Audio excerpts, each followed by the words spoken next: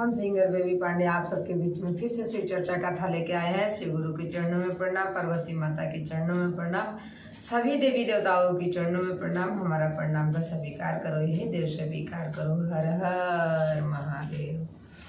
आइए हम आप सबके बीच में एक भोलेनाथ के बहुत सुंदर कथा सुना रहे हैं और सभी गुरु भाई बहना कथा पूरा सुनिए। पूरा कथा सुनिएगा तो ज्ञान भी होगा और आगे भी गुरु भाई बहना में आप सब कथा बता सकती हैं, इसलिए कथा पूरा सुनिए। एक समय का बात था कि एक देखिए, जिंदगी सबको एक जैसा बना है लेकिन सोच सबका अलग अलग होता है। कोई जिंदगी सोचता है नौकरी करके जिएंगे, कोई खेती बाड़ी करके जिएंगे, कोई सोचता है बिजनेसमैन बन के जिएंगे, किसी का नौकरी नहीं करेंगे, हम अपने आप के मालिक बनेंगे। ऐसे ही एक राजा थे और उस राजा ने अपना वो किए, बिजनेस शुरू किए। तो देखिए गुरु भाई बहना, सभी लोग अपने नाम से, अपने बच्चे के नाम से कोई भी कारोबार शुरू करते हैं, दुकानदारी, लेकिन कभी भोलेनाथ के नाम से शुरू करके देखो आपको कैसे फायदा होगा और कैसे आपको आगे बढ़ेगा कारोबार। इसलिए कभी भगवान के नाम से रख के कोई बिजनेस शुरू कीजिए।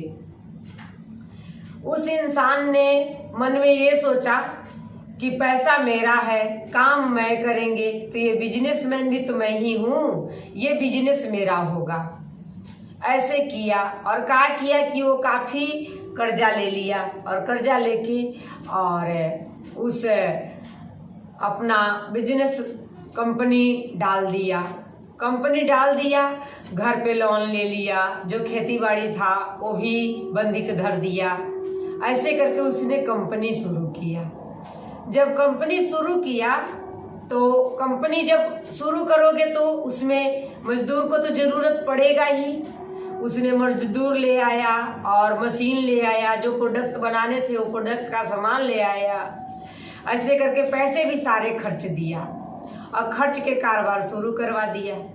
जब कारोबार शुरू करवा दिया तब उसने बनवाया जो माल, वो माल बाहर सेलिंग नहीं हुआ। तो गुरु भाई बहना, जब माल सेलिंग ही नहीं होगा तो दुकानदारी में बजट कहाँ से आएगा? चाहे वो कंपनी हो चाहे वो दुकान हो, उसको चलना चाहिए, तभी तो हम लेबर का मजदूरी देंगे। उसका मार्केट में माल ही नहीं बिका। जब माल नहीं बिका तो काफ़ी कर्ज और चढ़ गया। रोज मजदूर लोग उससे मांगने आते थे कि मेरा कर्ज दे दो, मेरा कर्ज दे दो। ऐसे सभी लोग उससे कर्ज मांगने अपना आते थे।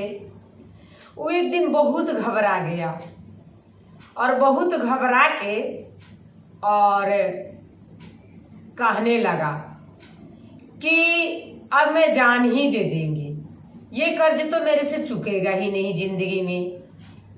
ये हमारे घर भी गिरवी रखा हुआ है, हमारे खेती बाड़ी भी गिरवी रखा हुआ है, बैंक वाला अलगे परेशान कर रहे हैं और जो मजदूर लोग हैं वो अलगे परेशान कर रहे हैं। इन सबको कहाँ से देंगे? तो जानते हैं गुरु भाई बहना, जिंदगी में एक गुरु होना सबसे ज़्यादा जरूरी है क्योंकि गुरु के बिना ज्ञान नहीं होता है। तो उसने सोचा कि आखिरकार तो मरना ही है, मैं तो जान दे ही देंगे।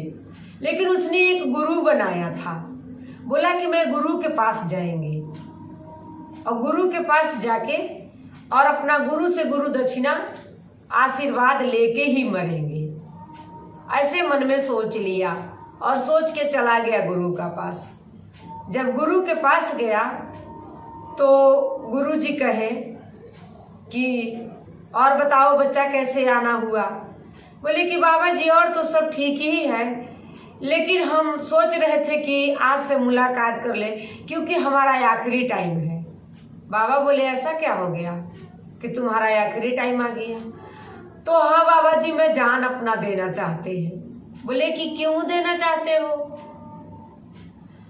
तो उसने कहे कि मैं इसलिए कह रहे हैं क्योंकि हम जो कारोबार शुरू किए उस कारोबार कंपनी के लिए हमने अपना घर खेत सब गिरवी रख दिए। बहुत सारे हमारे ऊपर कर्ज हो गए हैं और हमारे कर्ज वाले हमें तंग कर रहे हैं। अब हम कहाँ से कर्ज देंगे? ऐसे जब कहने लगे तो बाबा जी कहें कि इसके लिए तू मरने जा रहा है? बोले कि हाँ बाबा जी, इसके अलावा मेरे पास कोई रास्ता नहीं है। बाबा जी बोले कि एक काम मेरा करो, तेरे को मैं उधार पैसे देते हैं और ले जा कंपनी फिर से तुम शुरू करो। बोले कि बाबा जी मैं ऐसा काम नहीं कर सकते हैं, ना जाने किस चूक की वजह से मेरे कारोबार नहीं चला, मेरे सारे खेत बाड़ी बंदी कर रख गया और गुरु का दान देने की वजह से दान लेके जाऊं। बाबा जी कहे गुरु का दान तब लिया होता है कि जब तू लेके देगा ही नहीं। तुम्हें मैं कर्ज दे रहे हैं, ये कर्ज में और पैसे डाल के मुझे सूद सहित लौटा देना। तो बाबा जी के पैसा, गुरु का पैसा लेना नहीं होगा। बोले ये बात ठीक है। बोले कि जब तुमने कंपनी शुरू किया तो उसमें कोई भगवान का दरबार बनाया, कोई छोटा सा मंदिर बनवाया? बोले कि बाबा जी ऐसा तो हमने कुछ भी नहीं किया। देखिए भाई, गुरु भाई बहना, ये जिंदगी जो है किराए का मकान है। हम जब तक किराए भर रहे हैं तब तक इस मकान में रह रहे हैं। जिस दिन किराया भरना छोड़ देंगे इस मकान भी छोड़ देना होगा। यहाँ कुछ अपना नहीं है। धन दौलत बेटा भतार जो भी संपत्ति है ये कुछ भी मेरा नहीं है। जब अपना शरीर अपना नहीं है तो बाकी चीज अपना कैसे हो जाएगा? बोले कि जाओ एक भोलेनाथ का फोटो लगाना है, सुंदर सा एक मंदिर बनाना और मंदिर बना के ये पैसे ले जाओ और कारोबार शुरू करके देखो तुम्हारा कारोबार कैसे नहीं चलता है। उस इंसान ने गुरु को बात माना और गुरु से गुरु दक्षिणा समझ के वो पैसे लेके और जाके फिर से कारोबार शुरू किया और एक सुंदर सा उसमें मंदिर बनवाया और मंदिर बनवा के भोलेनाथ का फोटो लगा दिया। कोई भी गुरु भाई बहना काम कीजिए तो भगवान का फोटो जरूर लगाइए। कोई अच्छे कार कीजिए, कोई दुकान कीजिए, कोई बिजनेस कीजिए, उसमें भगवान का मूर्ति होना सबसे ज्यादा जरूरी है। उसने सुंदर सा एक भगवान का फोटो लगाया और लगा के पूजा पाठ करके और कहा कि हे भोलेनाथ, ये कंपनी मेरी नहीं, ये कंपनी आपका है और ये कारोबार भी आपका है और हम तो मजदूर हैं, मुझे मजदूरी मिलनी चाहिए। जब इंसान भगवान के चरणों में हाथ जोड़ के कहता है कि हे भगवान, मुझे आप अपनी मजूरी चाहिए, तो भगवान जरूर देते हैं। लेकिन जब घमंड से कहोगे कि हे भोलेनाथ, ये कारोबार मेरा है, ये पैसा मेरा है, तो मैं तो मालिक हूँ, तो कुछ नहीं मिलना है। जब वो इंसान ने ऐसे कह के कंपनी शुरू किया, बहुत अच्छा कंपनी चलने लगी। प्रोडक्ट भी मार्केट में उसका बिकने लग गया और सारे कर्ज देन लेन जो भी था सभी कर्जदार को दे दिया। अपने खेत भी छुड़वा लिया, अपना घर भी छुड़वा लिया और तब पैसे में और पैसे मिला के और वो गुरु का पास गया और जाके कहा कि हे गुरु जी, पहला जिंदगी माँ दिया था और दूसरे जिंदगी आप दिए हैं, इसलिए आप धन है गुरु जी। अगर आपके पास हम नहीं आते तो हम जान दे देते। इसीलिए जिंदगी में सभी गुरु भाई बहना एक गुरु जरूरी है। हमारे भोलेनाथ से बड़ा कौन गुरु है?